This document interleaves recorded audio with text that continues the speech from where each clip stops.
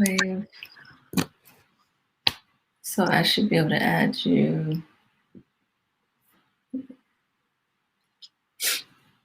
Send request, and you should see the request to go live.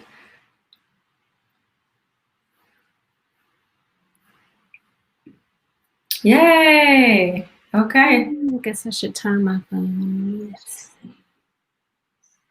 Okay. All right, we got it going. So we're live on Facebook and we're live on Instagram right now, and we'll give people 5 minutes to jump in. 5 minutes. That'll be good. 5 minutes. Okay. Yeah.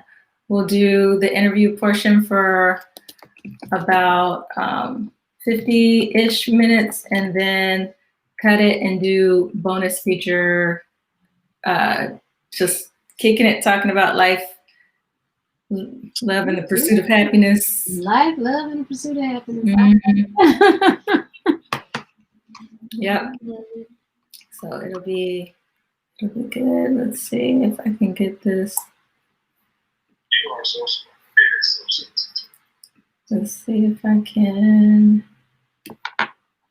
get this countdown ticker on the screen. Okay, sounds great.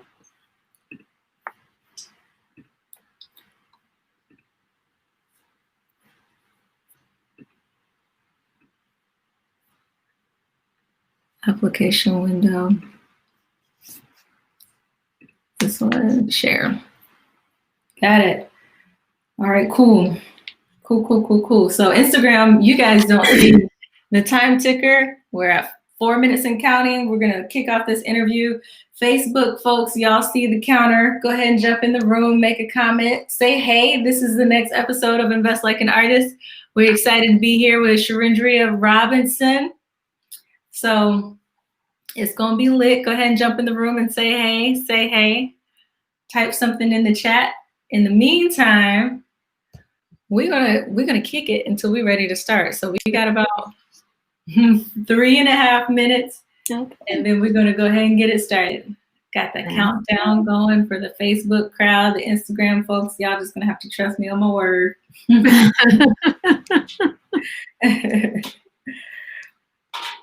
So how was Thanksgiving? Thanksgiving was different, of course. Yeah. It was very different.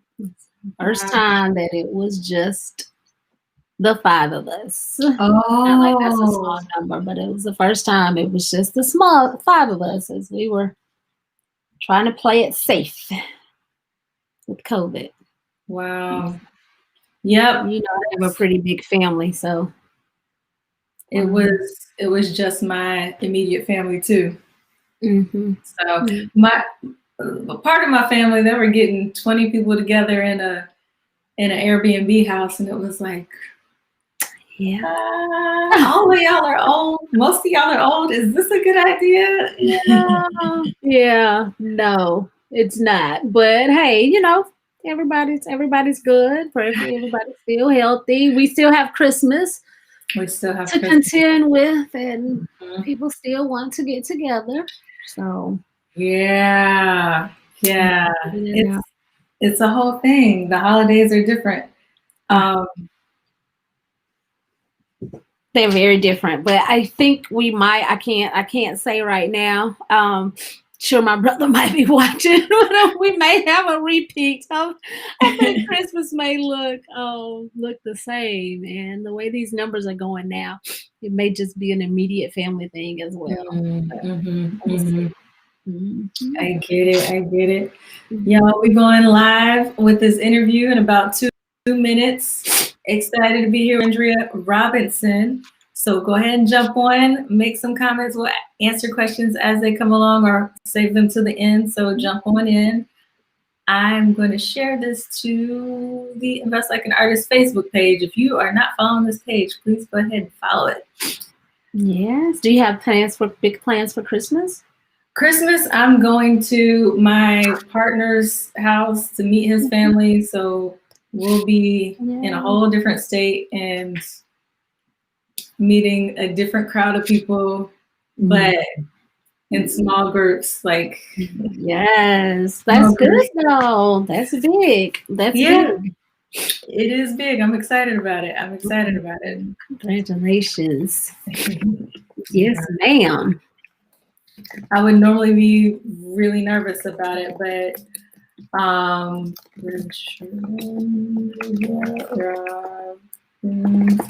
but we've already started having these conversations on the phone and on FaceTime, so it's not like I'm coming into a situation cold.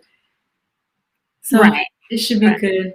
Mm-hmm. It should be good. We're gonna get it cracking in about 30 seconds, guys. Jump in, make some comments, let us know what you're thinking about, and we'll be getting started very, very soon. I'm gonna stop sharing my screen. Yes, so that will be the holidays. Got it. It's here. Yeah, one of my brothers was like, "Are we giving gifts this year? Because if so, I want a PS5." And I was like, "Who want to do all that work? What are we talking about?" All the work you have to do to actually get one, even if you wanted to spend that money. Boy, I don't love you like that. We just family. Just family. I mean, you just my brother. I only halfway raised you. It ain't. Yeah, I understand. Okay, guys, this is the next episode of Invest Like an Artist, helping you get the knowledge you need for the life you want. We are not here for fast money tricks. We are here for longevity, sustainability, figuring out great financial strategies that will help us along our life, along our journey. So that applies to your personal life, it applies to your business life, your nonprofit life. And this podcast is particularly for creatives like me. I am a writer. I am a creative person in general, which means that not all of my income comes from a W-2.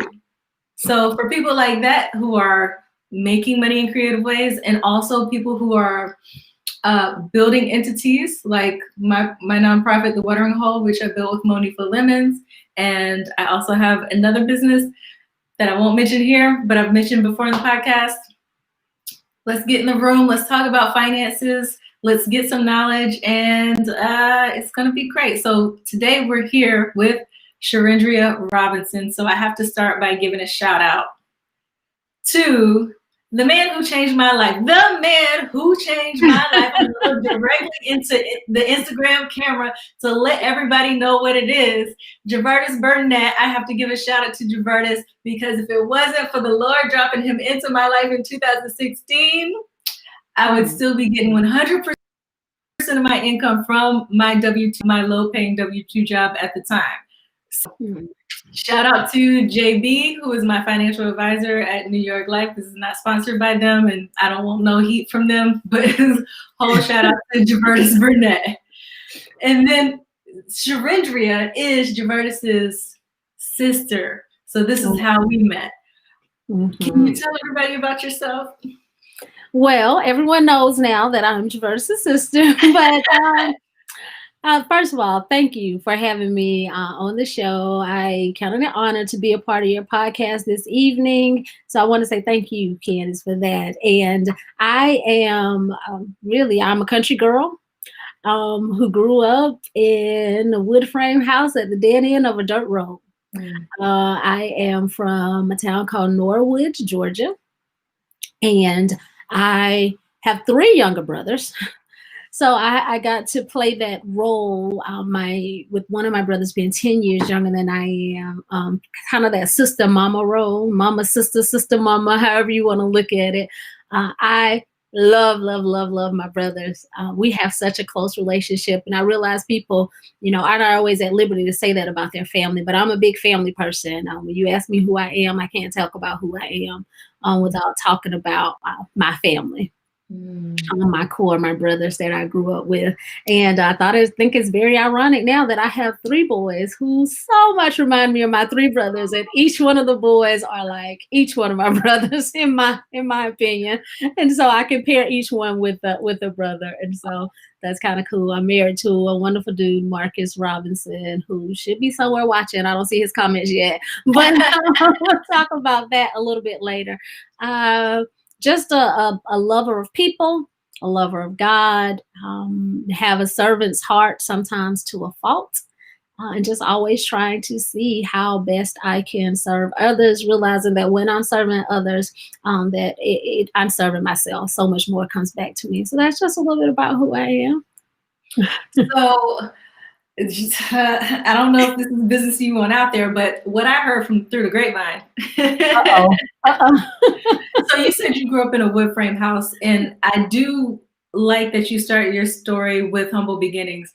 You know, I've heard about how, I think I'm getting the story right. Either your grandfather or your uncle, you know, had the smokehouse, and y'all had the garden, and it was very much in the tradition of what African American families have done, including my own. My mother was born in a wood frame house on a farm that stopped operating. I'm looking at the year, probably about 3 years ago when my grandfather passed away. Mm-hmm. It was still a functioning farm, and humble beginnings are real, especially in our community.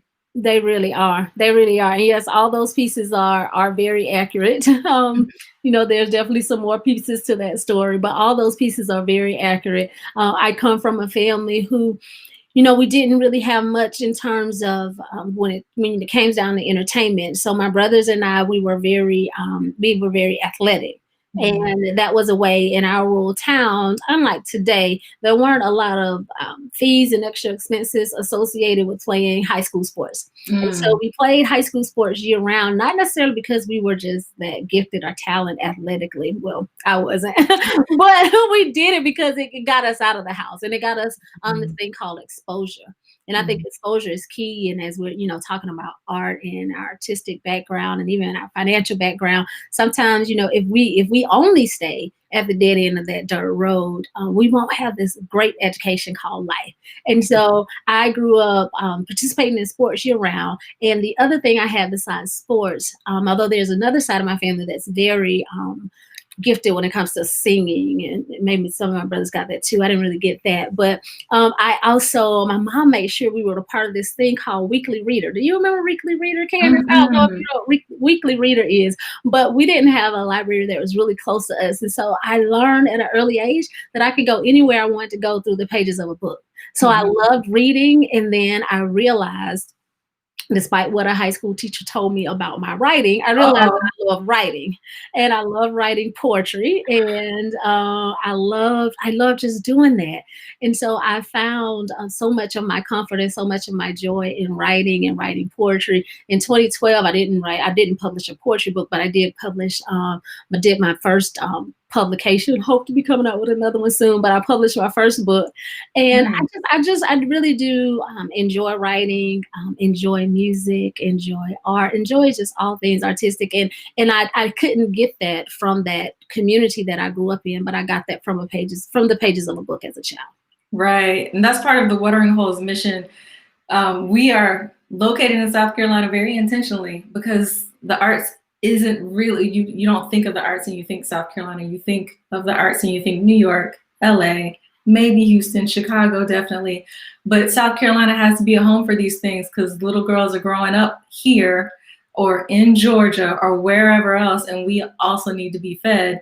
So when I look at you, for me, when I look up to you, for me, it's because you have done the things that I'm trying to do. I'm running a nonprofit with my co-founder, Monifa Lemons. I want to establish my real estate portfolio, which I'm working on now. I want to establish a life where I can be a wife and mother and be good at it, but also have these other things that are separate and whole in and of themselves. And so this is something that I'm interested in hearing from you. Like, people don't really know what you do now. Maybe you can tell them where you are now in 2020. You're no longer in the wood frame house anymore.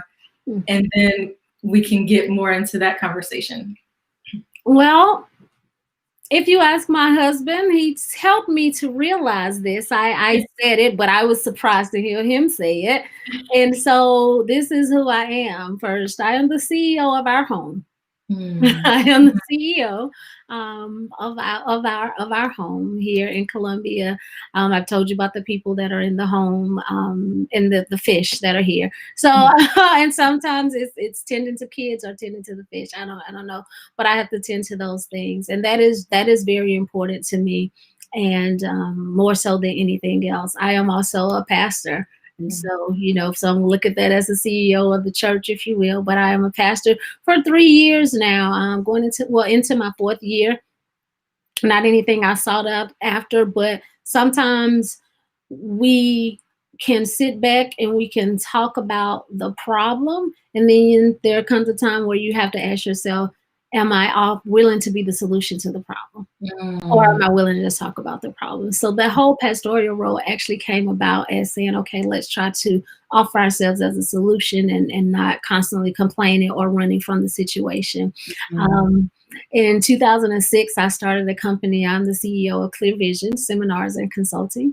And that is a company that specializes in helping nonprofit organizations, helping individuals who want to start nonprofit organizations, helping them realize their potential and how to grow those entities through strategic planning, diversified funding and fundraising, and making sure that their boards are engaged and really know how to work with them and help them get to the next level.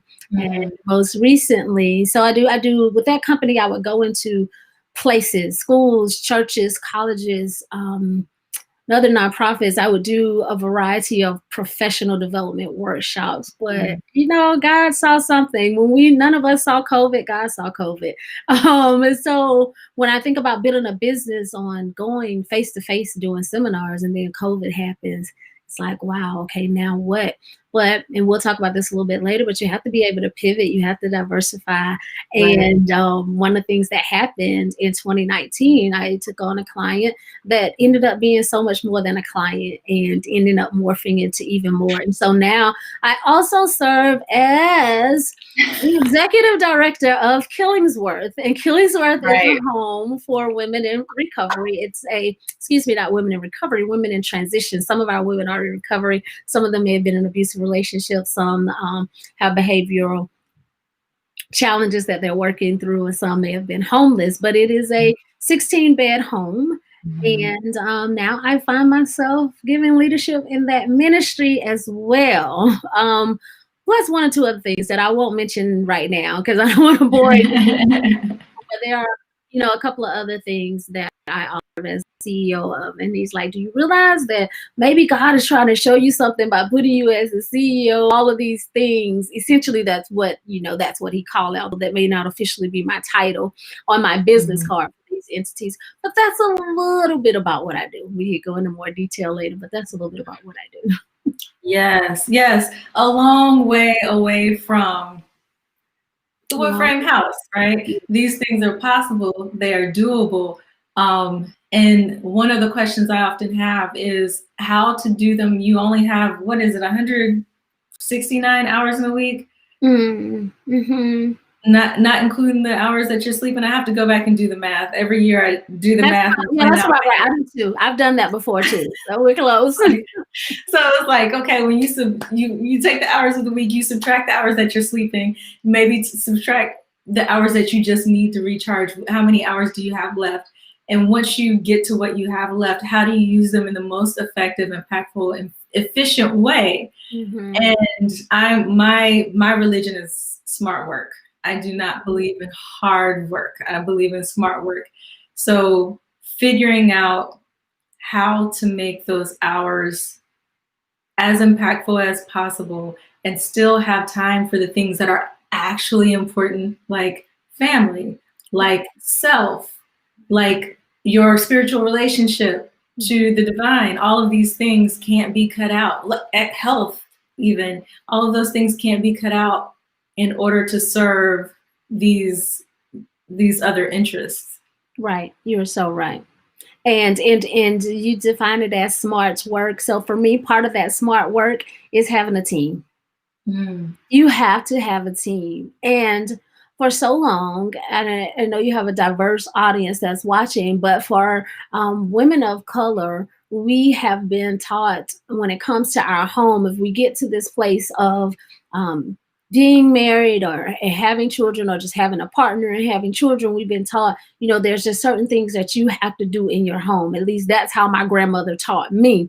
And we are usually the ones who, historically speaking, we've gone into other people's homes to help houses to make their houses a home while neglecting our own. And I've learned that those things that my grandmother would tell me that I would absolutely have to do. I need to be the one to scrub my own floors. I need to be the one to do my own laundry. I need to be the one. I realize that even sometimes to cook my own food, I don't have to be the one to do that. At the end of the day, as long as my family's fed, as long as the kids' clothes are clean, and as long as the floor is clean, it doesn't matter who does it. And so I entered my marriage 15 years ago with the S on my chest and my cape on, and I did that. I brought all of my history with me, what all of my ancestors had taught me. It was a great history. My husband would sit down. I would cook the food. I would fix his plate. I would sit his plate on the table. I would move his plate off the table. I would dump the stuff in the trash, put it in the dishwasher, clean the kitchen, and I'm just tired. But I created that. I started. And people's like, well, don't start off doing anything if you can't keep it up. Well, no, because I realized that was making me insane. It's okay to start doing something and realize, you know what? This is not working. I can't keep doing this. And my grandmother didn't have 5 other jobs. Her primary responsibility was working the garden, making sure the animals were being tended to, making sure the food was on the table, however it needed to happen. But she wasn't going 5 different places to make sure that happened. So I became comfortable with allowing people to come in my home. I became comfortable with outsourcing. For me, that's working smarter. I became comfortable with realizing, yes, it's my priority first and foremost to raise my children, but it's okay to have the village to help me. We always talk about the village, and it's okay. And so the only reason, because we only have 24 hours in a day, the only reason I'm able to do all that I'm doing, first and foremost, I have a very supportive husband, and because we have a great team that helps us out along the way. That's super important, because part of that conversation is about being brave enough to delegate, because it does take a step outside of what your norm is and what your legacy has been. Right. And it's also a conversation about thinking about the value of your time, right? So if you are CEO of a company, we're going to assume that your time is more valuable than the 20 hours, the $20 per hour that it might take somebody to clean your home, or whatever the cost is. It's a cost that can be handed off, because your time can make you more, can impact more people in that 1 hour than if you stayed home to wash the dishes, especially when you're washing the dishes at the expense of family time. So family spending time together and you're still cleaning up, or whatever the case may be. Exactly. And my husband had to actually, he was the one who had to help me come to that realization. He was the one that had to help me figure that out, because like so many people, my peers, we would talk about, those who were married would talk about how they would come home. The women, they worked all day and they would come home. And when they get home, the work would continue. But generally for most of them, their spouses would come home and they would sit. They would put their feet up. They would rest. And, one day in conversation, Marcus, we talked about it. And I said, you come home and you sit down and you play with the boys and y'all wrestle and y'all doing all these things on the floor. And I'm in the kitchen cooking dinner. And then I'm serving the dinner. And I went down my long list of things that I was doing. And he just let me talk like he always does. And he said, nobody told you to do that. He said, that was your choice. You chose to come home and stop in the kitchen. And I said, you know what? You're right. And so then I had one of the caregivers, one of my kids' godmothers, she said to me, when you get home every day, oh, that was going to be so just good. sit down and put your feet up.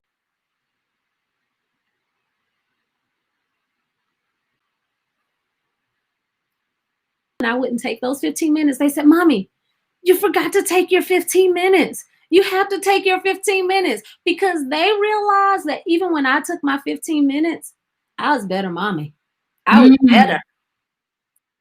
All from taking 15 minutes to sit down at the end of your work day. 15 minutes. And we like mommy a lot better. And so I started taking my 15 minutes, a little bit more actually. So, yes. That's beautiful. I want to pause for a second because the audio was breaking up a little bit right there. So I want to be sure that the audio catches up.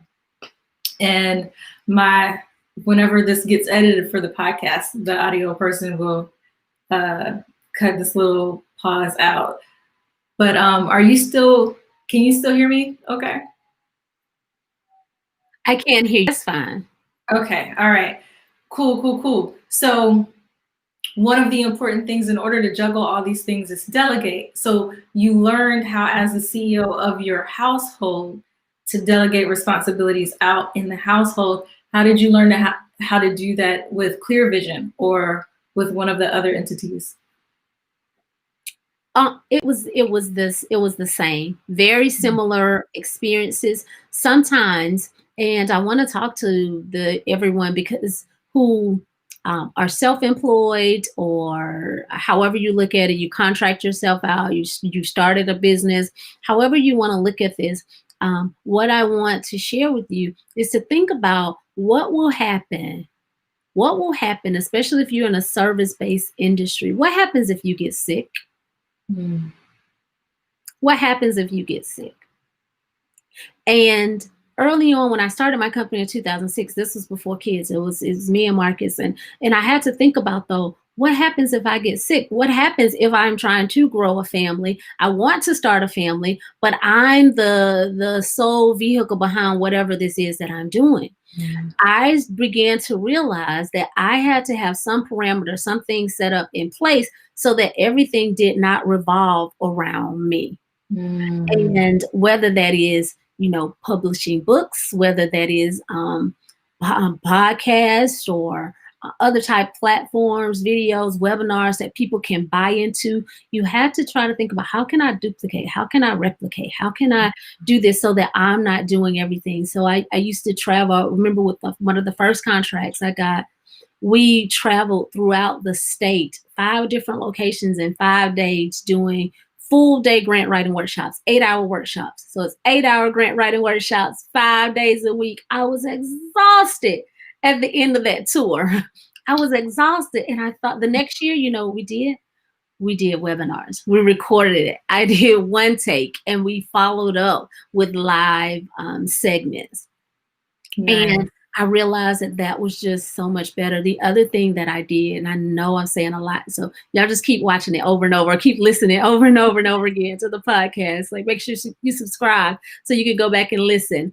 What I also did was I made sure that I had some type of short-term disability insurance, something in place, not promoting any companies, so I'm not going to name any companies, but go out in the marketplace and find you something, because I knew, as you've already mentioned on this broadcast today, that at some point I wanted to have children. So when I have children, does that mean my income stops? We have to think about the type of jobs and the type of ways that we've set ourselves up. What happens when I have children? And so I wanted to make sure that income would still be able to come in. But you know what? When I put those disability pieces in place for the company, I didn't put it just in place for me. I put it in place for the company. So you know what that forced me to do? My thing that I thought was my side hustle, another stream of income, something that I was making, just making more money. I had to make sure I was doing the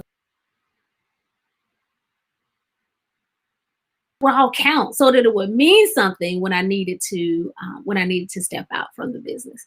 I know that you had to make sure that, say that last part again, because it broke up. So I know, I figured when you did your eyes like that. So I had to make sure that I legitimized my business, that I had the proper business structure Mm. So that even when I needed to step away, whether it was for maternity leave or what have you, that short-term disability would kick in. I just didn't want it to kick in on me as an individual, but the type of policy that I had, it also benefited my company as well. So that there was revenue that was still able to come in. So I would say I couldn't go for 6 weeks or 8 weeks to do my seminars, but I had other facilitators who could go out and do the seminars. I want to just drop this nugget. And this just hit me some kind of way when the first time I was able to do this. The first time I was able to do this, Candace, I'll tell you this, and you're in the situation now.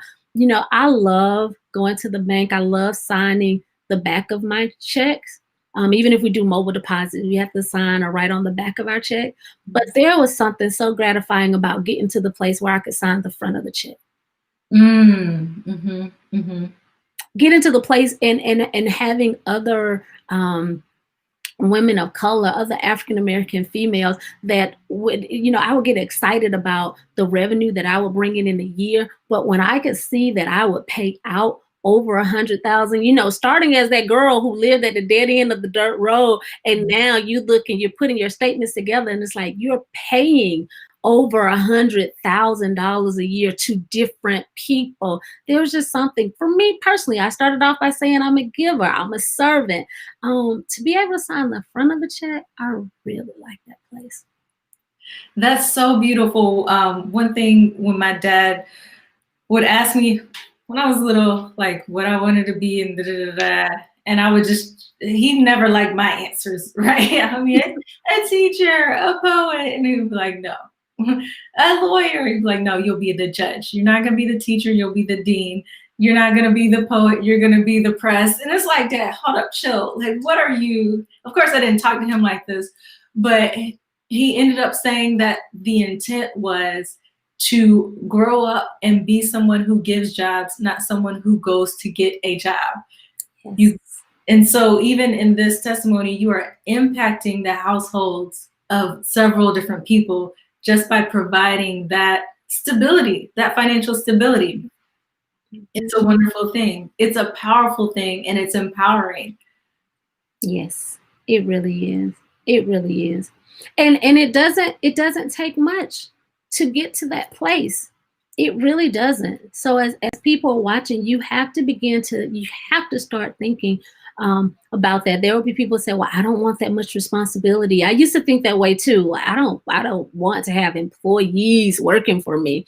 I remember the first time I had a W-2, you talk about the W-2 employee, and I realized maybe I'll just have consultants or contractors or whatever. It didn't matter. It didn't matter if I was paying one individual $1,000 or if I paid them $10,000 over the course of the year. As you mentioned, you were still making a difference to their bottom line in their household. And to be able to have that impact is really great. Yeah. I wanted to bring up something else, if it was okay. Can you still hear me okay? Yes. I wanted to just kind of in the same vein, there's no answer to a particular question per se, but as we're talking about working smarter and continuing to build our brand, do the things that we're doing, protecting our credit is something. As you start out on this solo or micro entrepreneur or micropreneur platform, it's so important to build and maintain our credit, because when you're first getting started, the only thing the bankers have to look at is your personal credit, is your individual credit, you know. But it was my individual credit, my personal credit, that helped me to establish business credit. Right. And I wanted to be able to not just have lines of credit or credit cards in my business names, but in my personal name, but to be able to have those things in my business name. And, you know, I tell everybody, when it comes down to your credit and protecting your credit or building your credit, it is something, it just like personal training, it's something that you could do yourself. Yes, if you hire somebody, you get a little bit more help and maybe faster help. But the biggest thing when it comes to your credit is to just pay those bills on time. Pay what you can, pay them on time, and don't overextend yourself. I know that's easier said than done. But that's one of my tips. You're going to ask me maybe some questions later. One of the try my best. Do not spend more than I make. Do not spend more than you bring in. I'm sure your dad probably has some tips like that too. You always have to save something. My dad was a banker. Oh, well, yes. Okay. He handled small business loans and some other stuff. And so, of course, he taught me how to write my first checks when I was, in junior high school or something, elementary school. So he was all about that. But it's interesting, the conversations we had in the house versus the conversations we didn't. Like having this conversation about how personal credit can extend to business credit and how this is the way you can build the empire. Like he just sent us out with a mission to go provide jobs some kind of way. Right. Knowing, and it's funny, like me and my brothers look back now and it's like, well, Dad could have taught us this and this. He taught us a lot, but he was a small business. I mean, he took us to the businesses that he helped start. The Black-owned businesses. He would be like, yep, and this car dealership and this tea plantation or whatever. But the strategic things that's what I want to get across in the podcast. I feel like there are wealthy families might have these conversations more often than the families that I come from. Right. Where we have all the heart and we have all the love and we have stability. But the small strategic things, the foundational ideological things, we don't really have those conversations as much. Right. You're exactly right. And there are so many things depending on your background, depending on your family structure that we do take for granted. We just think that it's automatic. You know this. Like what do you think? You see me do this. You take it for granted. But I had to sit. I remember even my 6-year-old down the other day, and I showed him. I just pulled out the water bill, and I pulled out the internet bill, and I pulled out the electricity bill, and I started to show him, and he said, "Wait, what? We have to pay for water?" And so he can grow up in this place of privilege thinking, this is the house we live in, because he's not in that wood frame house again at the dead end of that road. And he, have all of his devices and he's always on the internet. And he's like, wait, we have to pay for the internet? And so we do. And so when you're saying, Mommy, really, why do you have to go here? Why do you have to do this? Mommy goes here so you can still have internet. But Mommy's going to come home. And Mommy's still going to spend time with you, but Mommy's going here so you can still have internet. And, you have to break that down to them like that. One of the things that's consistent across all the platforms, the nonprofit that I run, the for-profit that I run, the church, and my home, the thing that's consistent with me is that every dollar has an assignment. Every dollar has an assignment. And maybe you haven't quite heard it like that before, but if you are able to sell something that you've produced or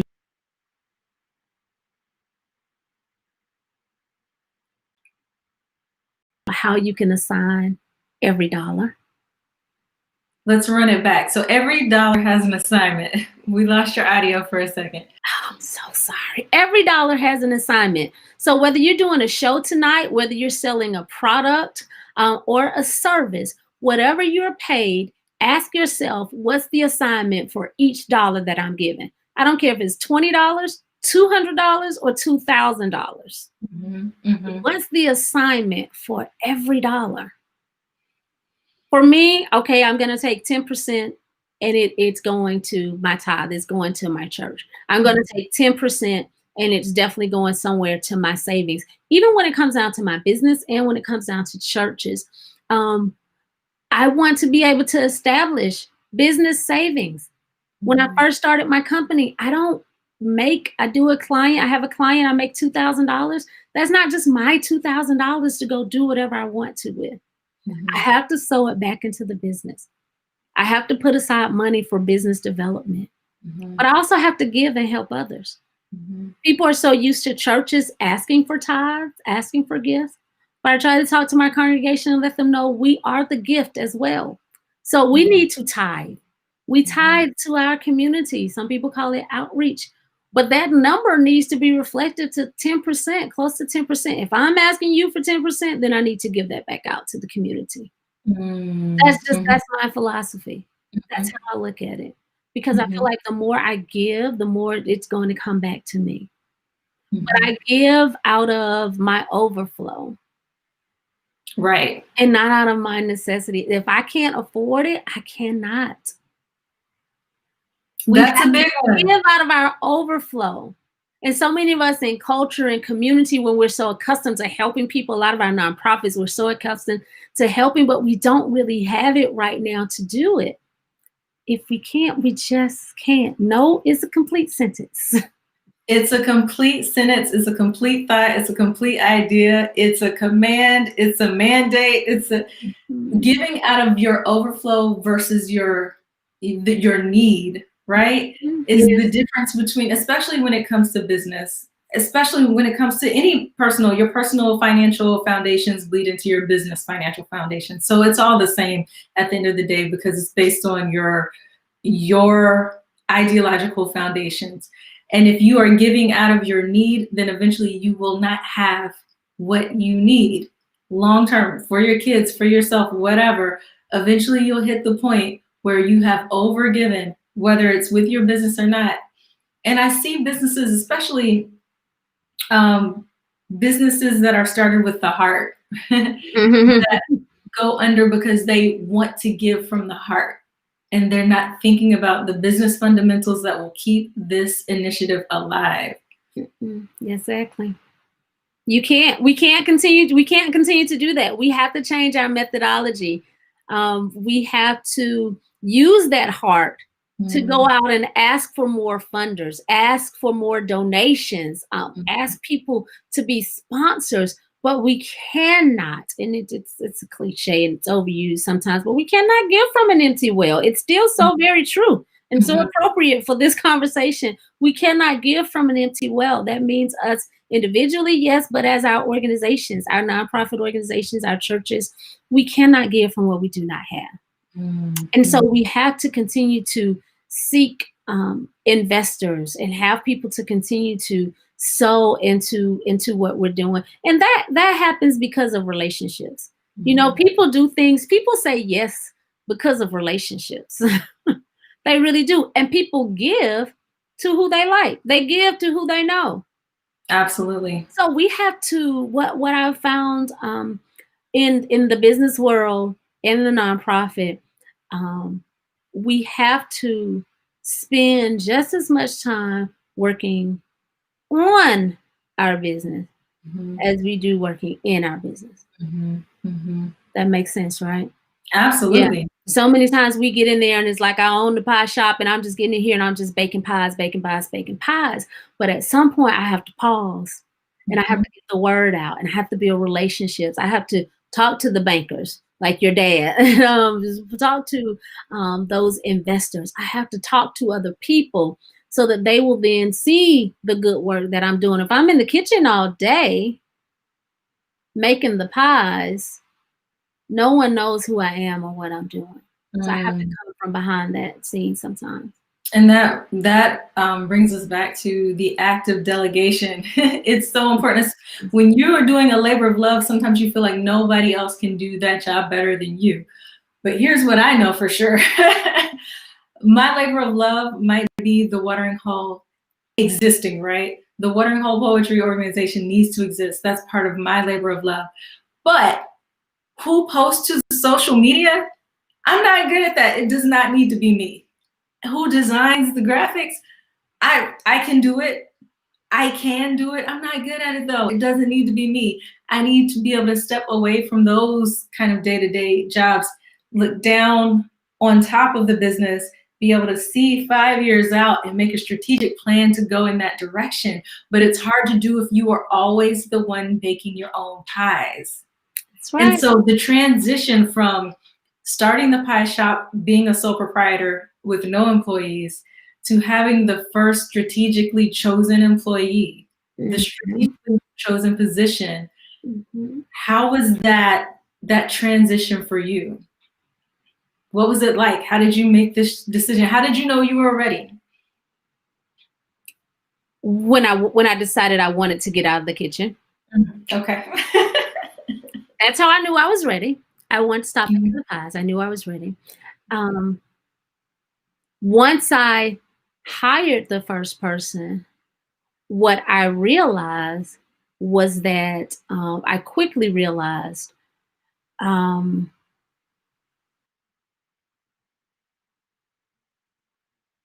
person. I hired the person. Now,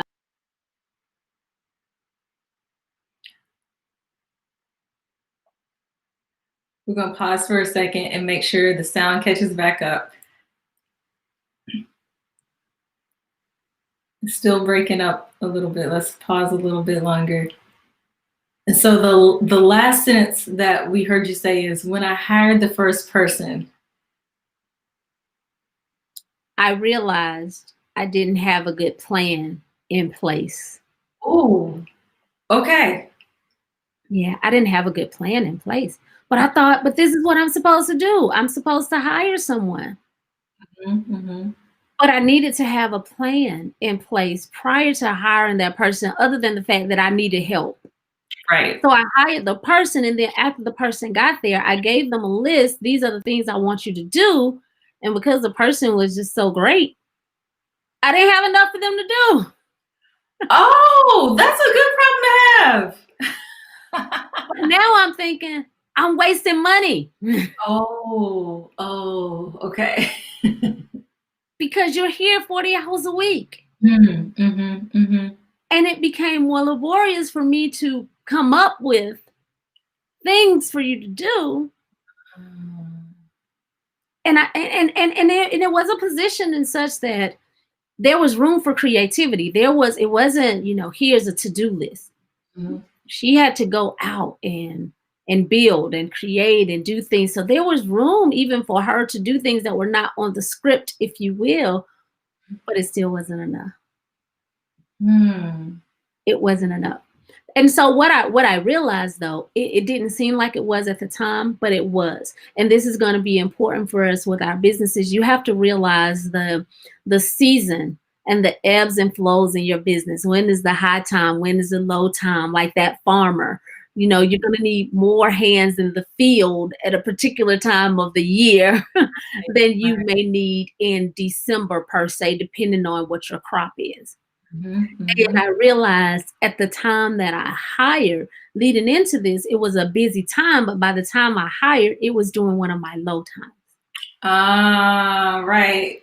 You went through that desperation period when things slowed down. You made the hire, but at that point, didn't need it. Yeah, I needed it, but it was all about my timing. It was all about the timing. And so, we were able to pivot, and we were able to make it. We were able to definitely make it work. But those are things that we need to think about, and things that we need to plan for, and not be hesitant about letting somebody know this is not going to work. Right. And so I hired that first person. I think she may have stayed on for about a year. If that, I think it was a year. And I was like, okay, this is not going to work. And, but then I came right back and I rehired again. And I hired a part-time person. I hired a part-time person. I streamlined. That full-time person was so critical because they had laid the foundation. They had a lot of time. So they put a lot of things in place. Nice. And it was a mutual split. She needed to do some other things as well. And so then I brought someone else in. So by the time I brought the next person in, they were part-time.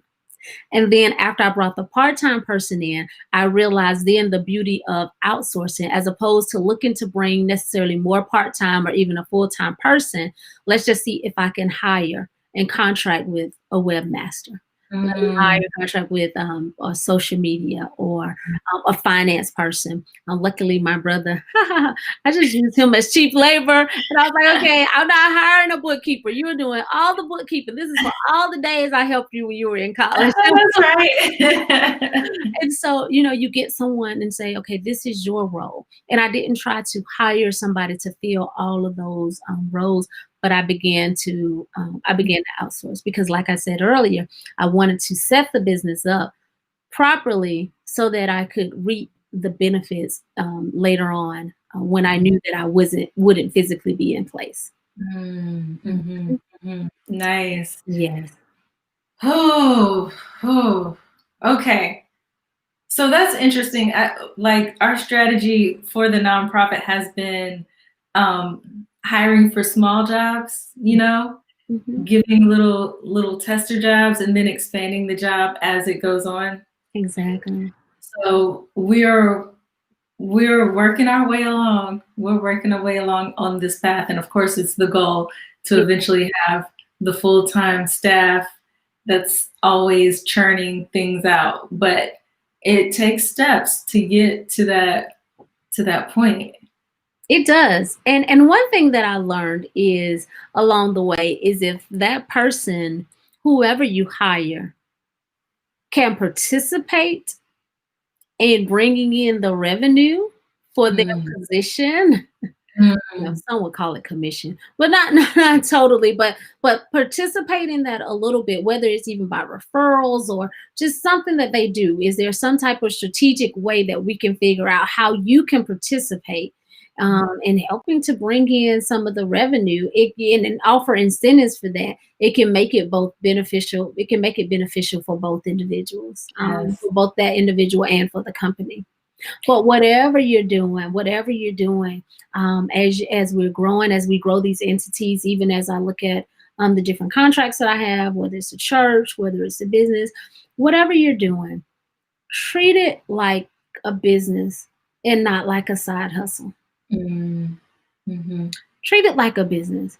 I believe in telling people that they should have multiple streams of income, and everybody will be quick to tell me, but I don't want to start a business. Everybody's not intended to be a business owner, and that's true. But whatever your thing is, even if you say, well, this is just my hustle, I just bake cakes on the weekends and I sell them by the slice or sell them by the cake, the whole cake, you still want to have it set up. You want to treat it like a business, because now during this time, think about where we are now and during this pandemic. And you look at people who, particularly maybe artists, who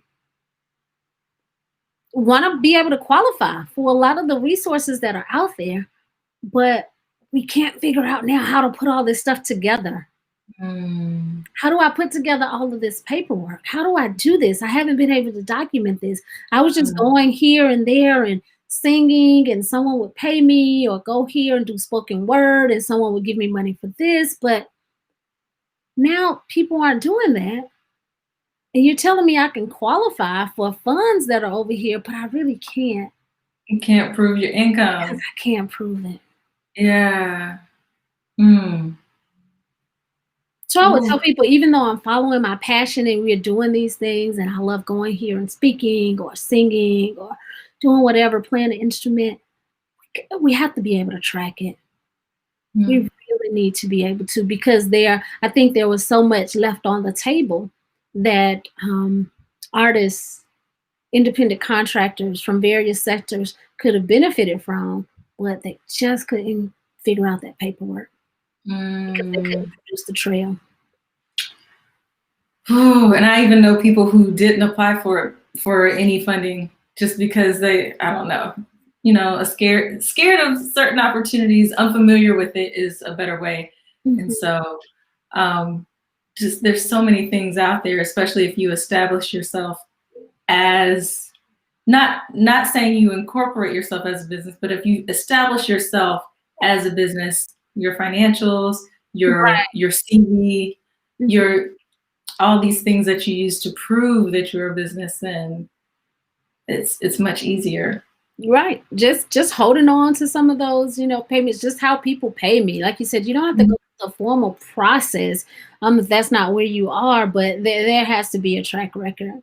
Yeah. Even just setting up one PayPal account that Mm-hmm. receives all of those types of payments is a way to say, oh, here it is. Mm-hmm. Here's where, yeah. It's like having a dossier. It's if you stay ready, you don't have to get ready. That's what it is. That's it. That was a sermon title once. Stay ready. Stay ready. Stay ready. Chapter 1. Yes. Yes. So, okay, as you're building you're building these systems, and I know you said the first person you hired helped lay down some foundation work. What I'm curious about is as you're building systems, meaning as you're, let's see, so that we have the same working definition and you don't have to read my mind. As you are establishing set pathways, like if your computer, there's a set pathway that it goes to process a certain action and it goes every single time, right? Mm-hmm. And so that can be called a systemic action, right? And then in businesses, those things happen too, where when this thing happens, this is the next set action, this is the next set action, if this, then this set action. And then at a certain point, those can be automated either through the leveraging human resources or leveraging technological resources or whatever the case may be. But as you're figuring out systems, I guess my question is about systems. Can you just talk about it? Yes, yes, they're crucial. They are essential to every operation that we have. Everybody on the team needs to know the systems, know what they are. We're not all working in them at the same time. They're various systems, but everybody needs to know what they are. So this young lady who I talked about, who started with me when I started Clear Vision, because that was the first place where I needed to implement a system. And if you've met Marcus, if you haven't met my husband, he's the systems king. He's always on systems king, right? And so, example, I'm running a seminars and consulting company. So if you want me to come and speak, you pick up the phone, call me, or send an email and say, come and speak. So that was a very first example of a very simple system that needed to be put in place. Now, when someone calls, we create a form, and these are all the boxes that we need to check off. But you can imagine all the things. Tell me about the venue, how many people, what's your budget, the whole gamut. And that comes by trial and error. What I need people to understand when it comes to them building their systems, the system that you build today may not work for you in 90 days. You want it to, but we built systems pre-pandemic. Oh, am I pausing again? No, that just made me sad. Okay, we built systems pre-pandemic, but now we're living in a post-pandemic era, and most of the systems, think about it, that we put in place, they don't apply right now. They don't apply. We all had to pivot. And so she put together these wonderful systems. You could call, this is before the website was set up, and she would manually fill out the form. Then you get the website. Now you say she'll call and, can you go online? And here's the form.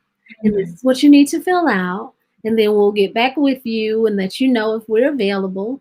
And then it's, okay, we're available. So before it's, okay, someone wants me to speak. I need to look at my calendar, see if I can speak, do this, get my resume, get this to them, or get whatever.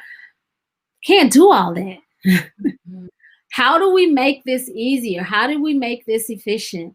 Okay, let's put the bio online. So now after you've booked me to speak, here's the press kit, here's the bio, here's the picture, here, just those things, little things like that you find yourself, if you find yourself taking the time to do 1 to 5 tasks every single day or every so many days, you soon realize this is something I need to systematize. Yes. This is something that I need to create a system for. And they're going to be in the course of your organization, your infrastructure. There are several systems, just like in our body, there are several systems. We have the respiratory system, the nervous system, the circulatory system. There are different systems. So within your company, you need to realize in order for it to function properly, that you have to have all of these systems. once you create the systems, what we have to do now as the CEOs, as the directors, as the visionary and the founders, we have to make sure that we inspect what we expect. Mm-hmm. Mm-hmm. We have to make sure that we do that. I am guilty of creating systems and just thinking that because I put the person in place, I got a system, I've explained it to the person, I put the person there, that they're going to work it as it was intended to work. No. Mm. And we can't be afraid. The slogan that was given to me was be slow to hire, but quick to fire. Right. You've heard that.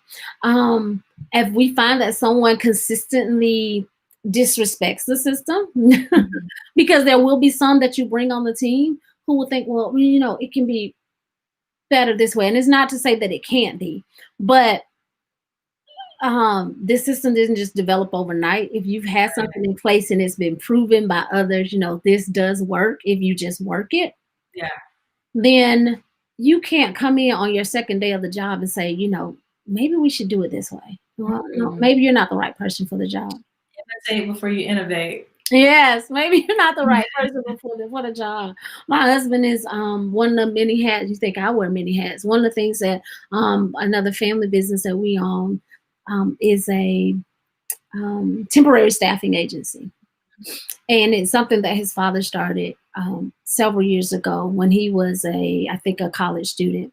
And I remember him saying that with the company, especially in the early years, there was a success formula in terms of how many potential clients you had to call a day so that you can guarantee X amount of business for the week. They knew that. Key performance indicators. They knew that. Yeah. This is what we have to do.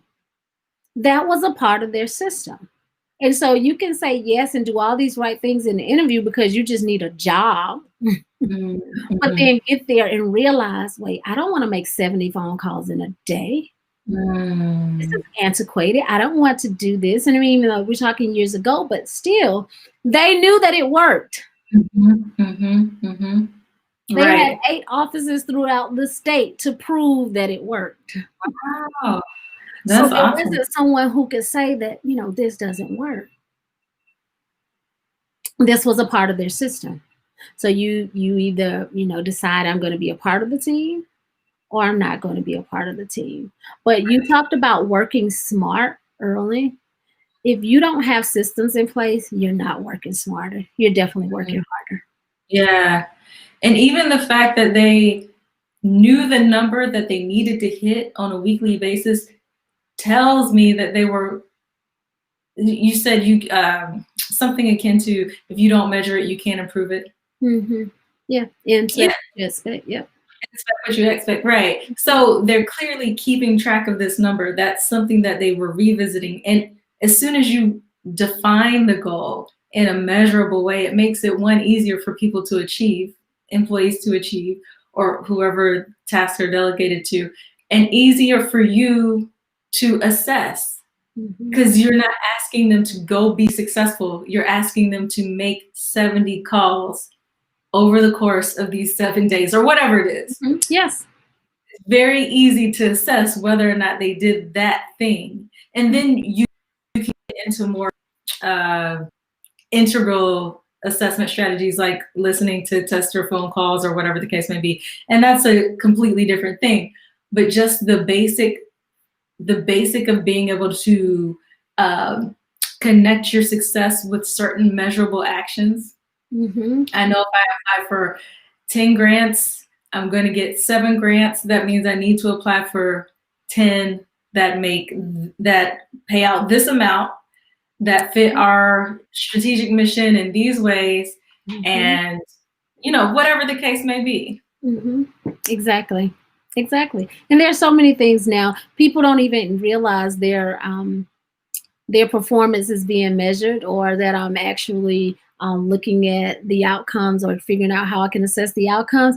You don't even know it. But I remember when we first came out, when they came out with them, like the voice over internet phone calls, those different systems, we switched our phones to those phone systems. And guess what? with those systems, we could download a report to see how many phone calls were made in a day. Done. Done. Leveraging technology is amazing. It really is. And I would encourage people to do that to the best of your ability. And when you can't, hire somebody who can. Technology has freed up so many. Technology to the point of, I mean, it's freed women, period. Like the fact that we don't have to hand wash clothes. We don't have to carry them down to any body of water or carry that water back up to the house has freed women. The fact that we could sew our clothes with a machine instead of by hand, all of this I consider technology, because at one point it was. And now we get to this point where we can leverage the internet in so many ways. And women are, that's why we're taking over the world, because we're freer now. Yes. And on that note, yes. we'll stop the live. What's going to happen now is that we're going to go into our bonus section for our Patreon viewers, which gets posted to the Patreon site. But listen, this is Invest Like an Artist podcast. We do this on a weekly basis typically, but the holidays have been throwing a kink in that. There are interviews uploaded to the podcast, which you can go to Apple, Google, Spotify, and find the podcast, the older episodes. The newer episodes we've been doing live because, hey, pandemic, let's pivot. We've been doing live on Facebook, sometimes Instagram, sometimes YouTube, and we figured out recently a system that's going to help make all that easier. So right now I'm streaming to Facebook and YouTube simultaneously. And Instagram, we're going to figure out you next, but not right now. So you guys, please like, share, subscribe, please comment. If you know the artist or person in general who could benefit from any of these conversations, please tag them. We've had conversations about stocks, about grant writing, about micro lending, all interesting conversations centered around freeing up artists and their finances. Once we already know that we can change the world as artists, as human beings, but if what holds us back is finances, this is an easy thing to fix if we have the knowledge we need to get there. So this podcast is around giving you free knowledge, the knowledge you need for the life you want. We're not asking you for a dime. We're only asking you to share. So that's Invest Like an Artist. We'll see you next episode. I'm going to try to get my friend Marshall up here to talk about credit because that's where this conversation started, and I think it'll be a good segue. Mm-hmm. In the meantime, have a good rest of your Thursday night, and we'll see you in the next episode. I'm going to stop sharing this live by pressing these buttons. Let's see.